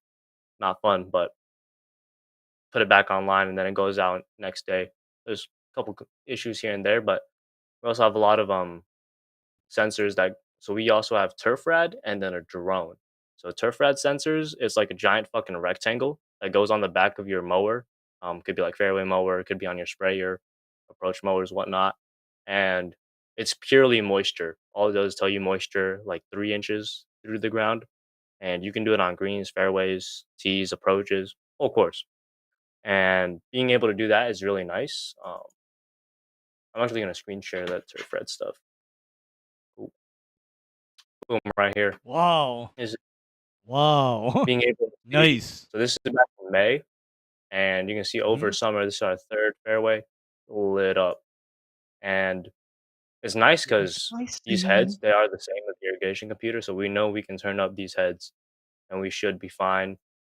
At the same time, it also kind of blindsides you to everything in the rough 'cause there is no there's no data for the rough mowers yet, and that's setting them up is takes a minute, but when it's out there, it's out there. And for about 5,000 a pop, these are pretty nice. It's not the most accurate data, but like a pogo is $2,000, a TDR is about 1,000, and there's no way you can cover an entire course with a pogo or TDR. No, As not at all. That is yeah, and slick then we as also shit. yeah, I mean you can do day to day observations. It's probably a better way to see things. Never mind. Anyways, we also have our greenside drone. So super funny. My boss had to get a drone license to fly this drone, even though every time he goes and flies it, he's out chilling on number 14. He texts homeboy and they do all the flying for you. But this drone is super nice with takes nice high quality image. Also takes NVDI data, which is basically average plant health, which kind of makes sense. Like our greens are not dying, but also thermals, which is nice to see all the trees, place that's hot. But mainly we just use it for high quality imaging. I guess what's nice is that we can definitely tell like this shit I sent in the Discord. I have no clue what that is, but our pond is very algae free. And just comparing days of algae, days and days of algae. Let's see it. What'd you use to clean June, up your algae? You use copper sulfate? boom. Qtrine, yeah, copper sulfur right there. This was fucking horrible. It was just horrible. And in 20 days, it's like the best it's looked in the last 5+ years. Hmm. It'll load. Yeah, it's very, very nice technology, but being able to learn it definitely takes some time. And that's something that kind of surprised me. My boss, he's in his 60s. I wouldn't expect someone who's on the brink of retirement to be still embraced in technology. Or maybe You he know, That thinks is like that me, is like a Derek. Danger big die, man. yeah, I was gonna say, does that seem to be like a big ass priority of his? Is adopting it? not so adopting it, but sort of using it properly and following it. And sort of, we have I, it, we should be using it. well, I think what it is that there are people with the foresight and the wisdom to see when something can make them basically become a lot more efficient as far as Yeah. what they actually do day to day. Because I gotta admit, I am the biggest technology skeptic there is. However, if you can show me that something can actually make something more efficient in a tangible way, I will adopt it. But then Yeah. I'm not one of those people that's technology for technology's sake. In that aspect, then I become a dinosaur, a fossil, a boomer. Okay, I'm a boomer. How much do you think you utilize technology as far as planning your crews and your day, as far as like what they're going to go out and get done?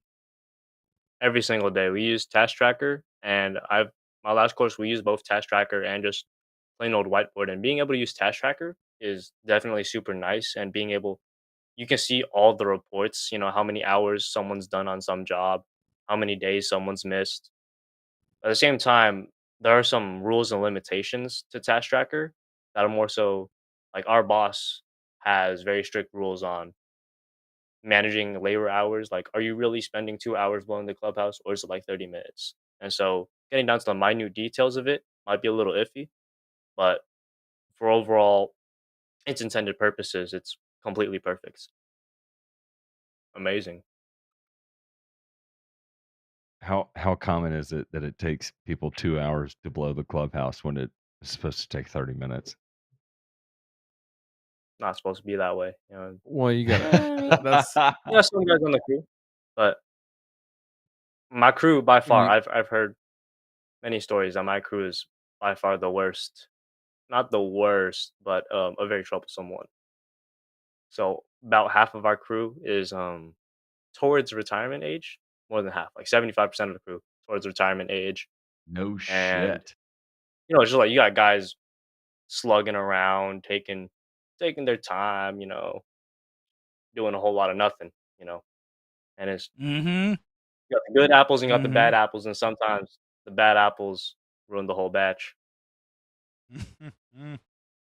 What is I guess of the younger guys, how many of them are like, I will say, younger than 26 years old? Mm, me, the intern slash AIT, and our two part timers. Really? Damn. Yeah, Wow. and then we have Do Wow. they want to stay in the industry, or is this like a skipping stone for them? A you placeholder mean for like the them, so part to time? speak. Any of them. You mean for like the part Any of timers them. or Any Yeah, of them, Derek. the sub 26-year-olds. Aside from you, obviously you're in it, but the rest of them. yeah, I mean, part timers they're just there for money. But my boy Jackson Yamamoto, buddy came from what was it, Forest Highlands with a business degree, and he was like, "Fuck business, I'm gonna do golf." And I definitely see him working out in the industry, but it's also been very tough on him to sort of adapt to the I'm hand watering greens for 16 hours a day. Sorry, can't hang out lifestyle. Yeah. Can't really have time Mm-hmm. to myself when I got time for grass. And that's Mm-hmm. part of it, and it's gotta embrace the grind. Yeah. Yeah, that is. I Fantastic. think getting into it when you were young, I was kind of the same thing. Like my first year of college, I blew it out so hard in my system that I knew if I continued down that track, I was going to die.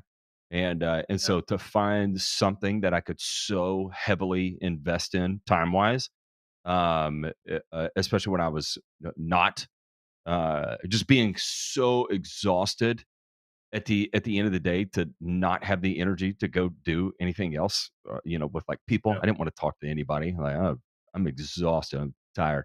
I want to do what I want to do, and then I want to go to bed, and then get up early in the morning and do it again. Because a lot of it too is that that shit gets into your head and you obsess over it, and it's like, oh my God, if I could just get the rest of that zone run, I can get the irrigation turned on tomorrow. And then if I get the irrigation turned on, then I can get that area sprigged or whatever. It was like my train of thought with it, right? And so it was like, well, I know the sun's going down, but I got, two more 25-foot sticks I got to glue in, and then I'll just get the headset in the morning and I'll be done, and I can power it up, pressurize it or whatever. You know how it is. Right. So it was a lot of that, and I'm fortunate, and sounds like you're able to adjust with it too. But I understand that there's some people that it's hard for them to accept the Yeah. fact that yeah, man, on Sunday I'm probably going to go in and hand water a bunch of areas or replace heads or adjust heads or whatever the case may be, and I'm not going to be able to go play frisbee golf or whatever the fuck else people do these days. I don't know. I'm old enough. Crazy work You know life what? balance. You know what, Derek? That is Yeah. something where, yeah, I'm wondering about that because essentially, here's my honest truth is that from 18 until about, I want to say 40 something, I literally didn't have any friends. That's the honest truth. Yeah. I had no I friends. still don't. Only online friends, because I hate everybody No. equally. I'm Yeah, an you equal see- opportunity hater. But then that is kind of how I got where I was because you see, I tell people I'm so glad and so fortunate that I didn't even get married because, Derek, could you imagine me married in my 20s, 30s, and even 40s? How badly that would go? That would not be a fun story. You Could be you fun. know you Might know not what would no you know what would happen, right?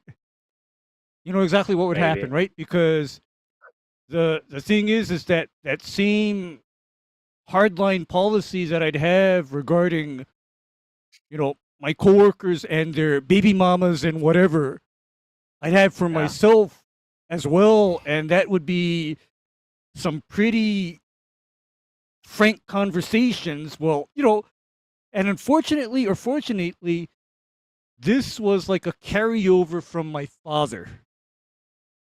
Oh. Because my father worked over 12 hours a day. And back in those days in the 1970s and the 1980s, there was no cell phones, right? Yeah. He had a pager in the late 1980s, but then otherwise he had the office phone. So then the worst thing one could do to my father is bother him at work over a non-life or death emergency. Don't do that.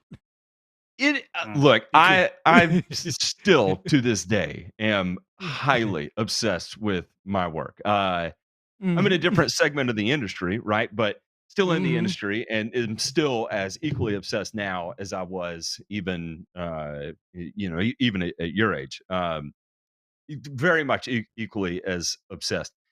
But you notice that when you look for a partner, you look for a partner that sees what you do and sees that you're passionate about something, and they admire the passion that you have. That they see it and they're like they respect the amount of passion that you have for it, right? No, I'll say that I am 100% total fucking simp for my wife, like bar none, without a doubt, like next level simp. And I think she knows that the same amount of passion that I apply towards career, I also apply towards her. I also apply towards our kids, right? And so, everything that I decide to let into my life and that kind of personal level, I treat it that way, right? And so think I was fortunate enough to meet her, and she recognized that that's kind of my personality, that I don't let a lot of shit into my walls, but what I do let into my wall, I'm highly obsessive over, and I take care of it to the absolute best of my ability. So I'm very limited of what I can allow into my personal space, and that's why I don't have a lot of like real in real life friends, because it becomes too much for me to manage. I'm only one person, right? And so I can't.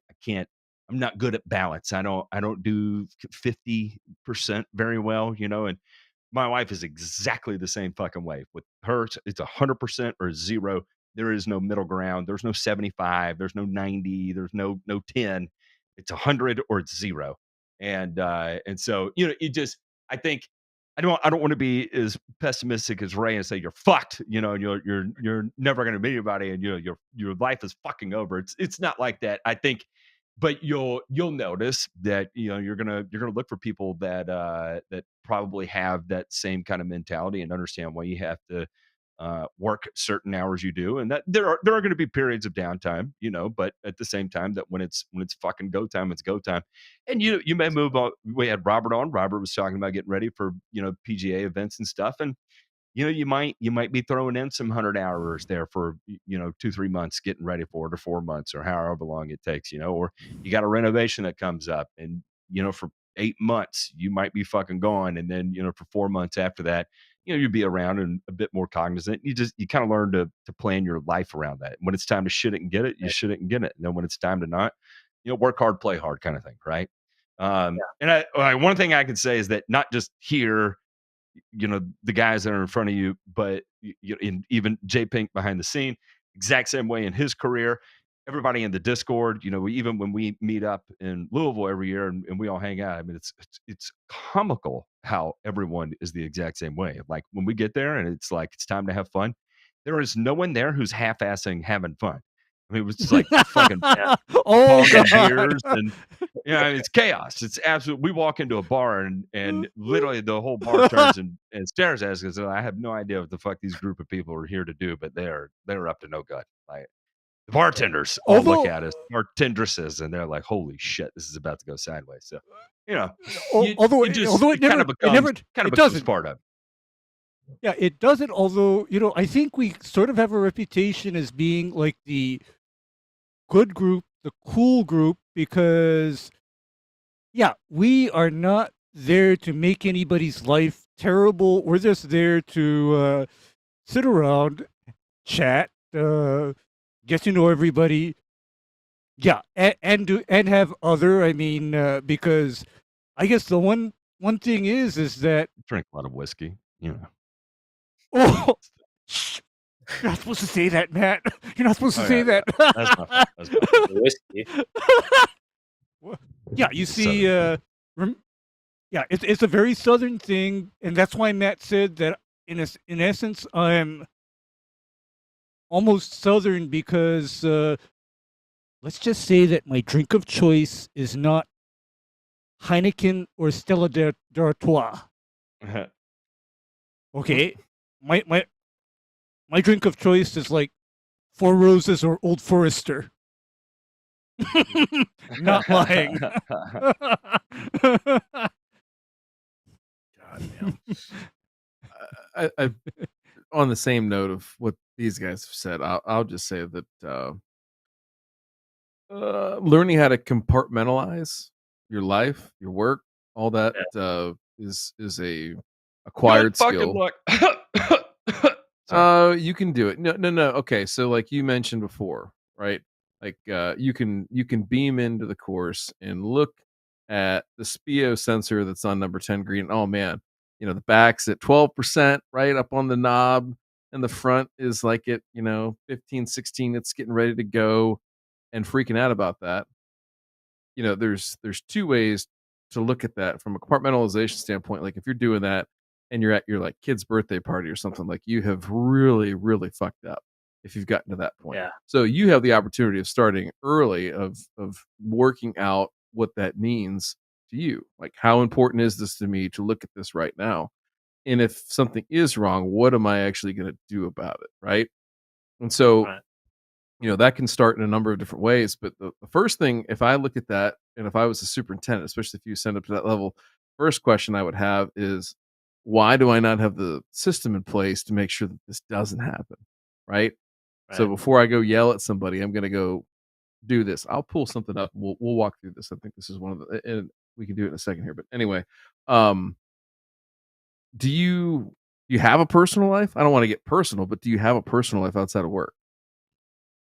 Yeah, so I think throughout my years, of graduating high school early and finishing college where I am, it's sort of definitely different. I don't go out and party every weekend. I don't have all that kind of friends and all those experiences, which does kind of sometimes I think too much about it and I get like hella fear of missing out, FOMO. And I'm like, damn, I wish I could be doing all this, doing all that. But at the same time, I'm out here growing fucking grass and that's what I love to do and I'm doing what I love to do. But at the same time, like And, hobbies, I got quite the no. number going. Hmm. Yeah, so I got quite the number going. Okay. I'm You're what? what's up? Yeah, keep going.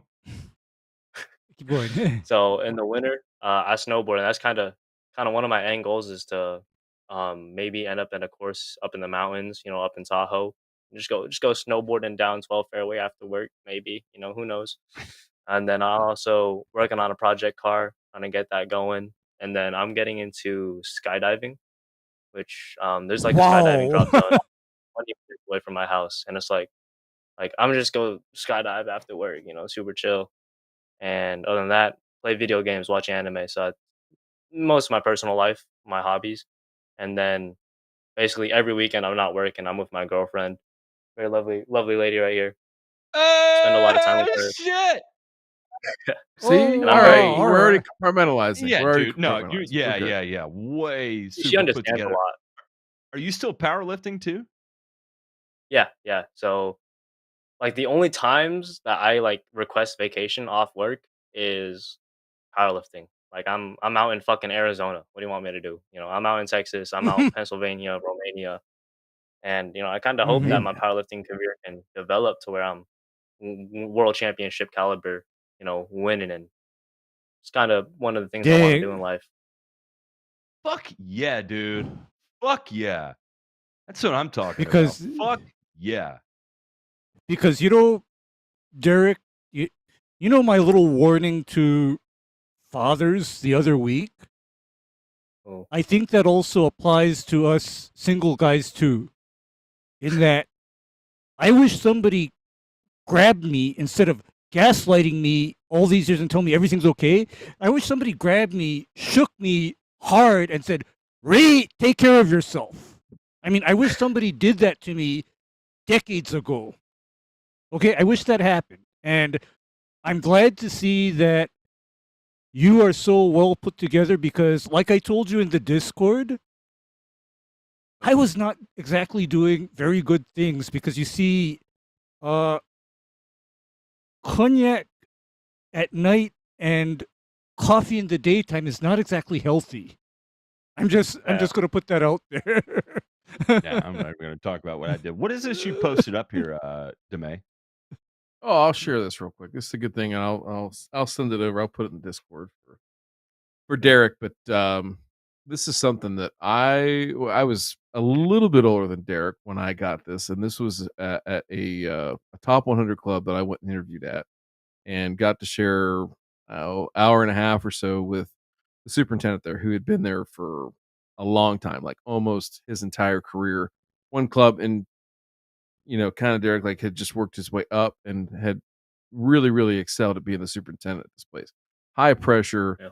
shit ton of money, majors hosted, other tournaments, all that kind of stuff. So his name was Terry Bonar. Terry was a certified golf course superintendent. He just passed.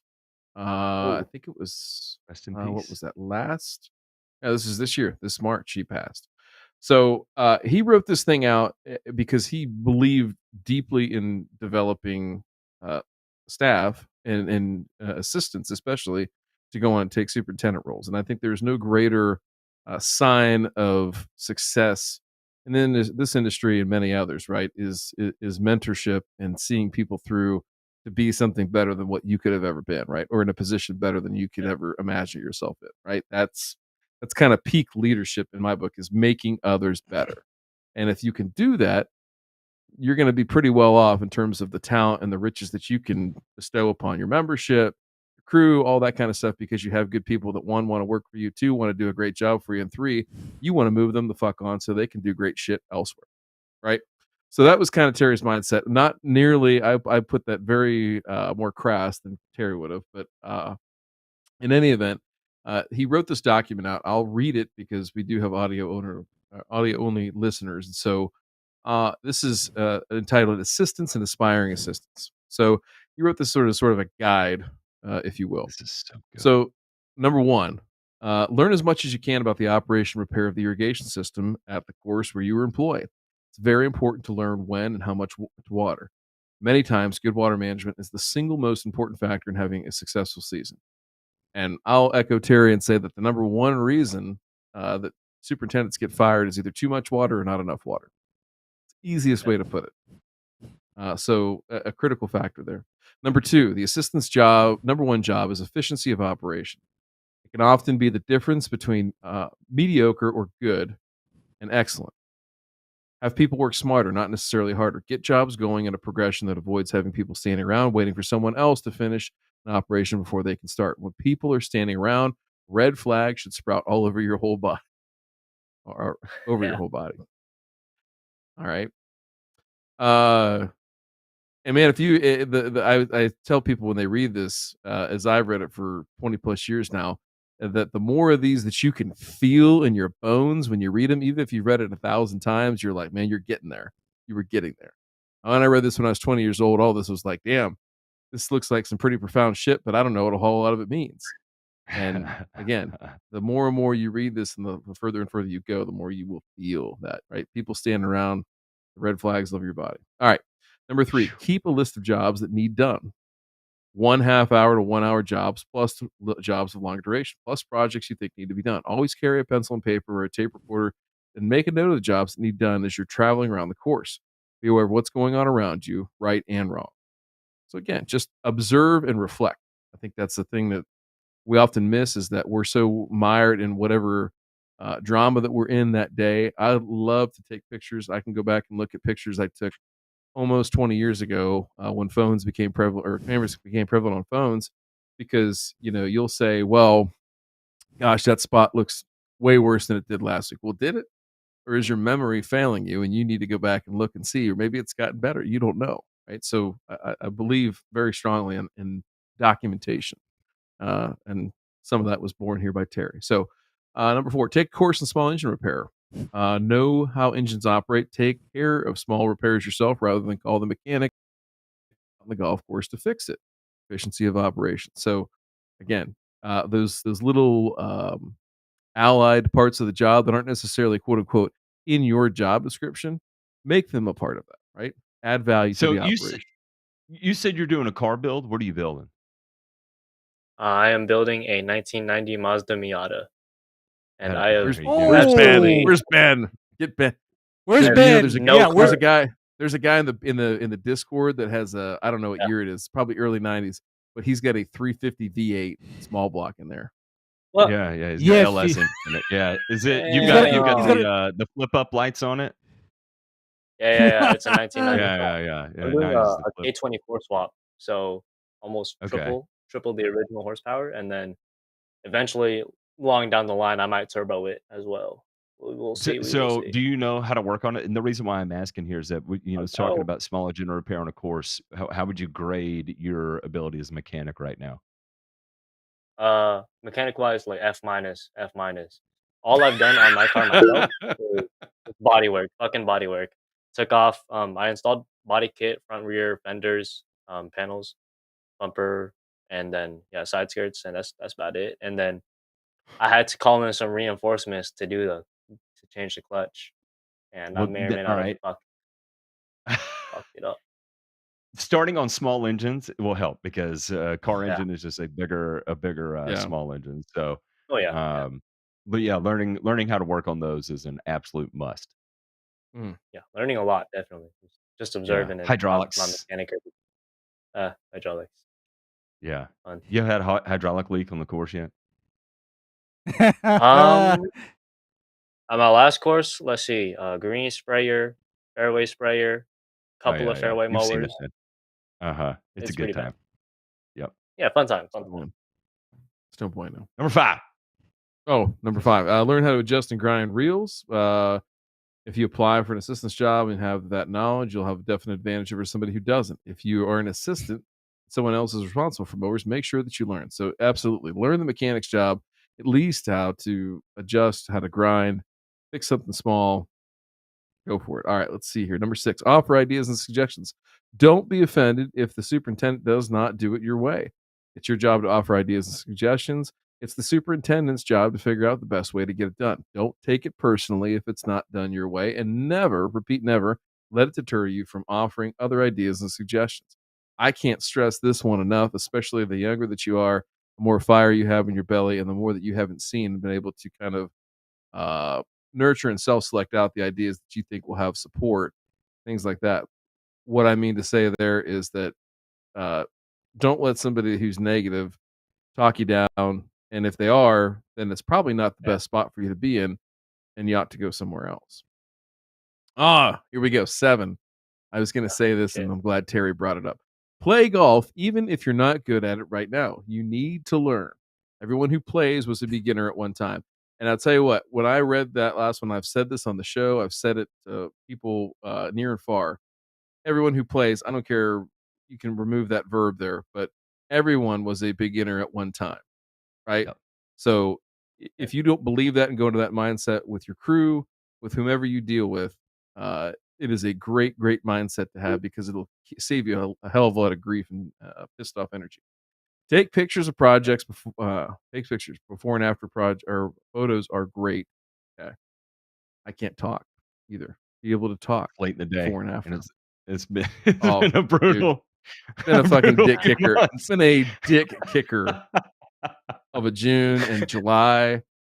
Might I don't know. Might put things through a hamburger grinder. All right, JP, let's go to the next one here real quick, and we'll read through these. When I see animals run out onto the road and then I realize they're not there, that's when I know, like, fuck, I am tired.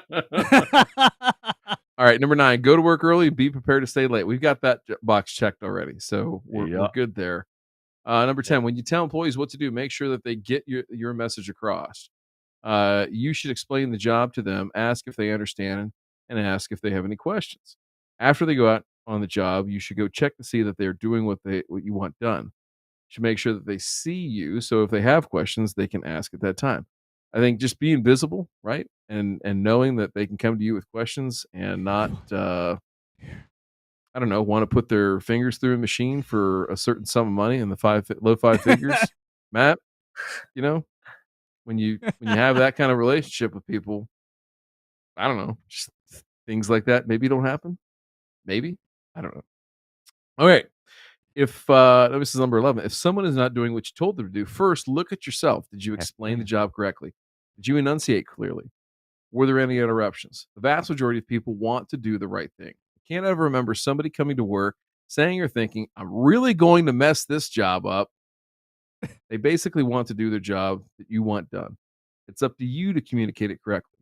This takes practice. Man, I tell you, that was probably one of the first ones when I was in that age bracket of where you are that really hit home in terms of you. This is the one that you probably have to fuck up the most to get right.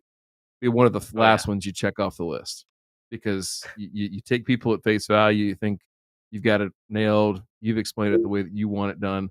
Hell, I still make this mistake, and it's fucking tough to learn. Push through this. 100%. Yeah. Let's see here. Number 12, learn how long it takes to do each morning job.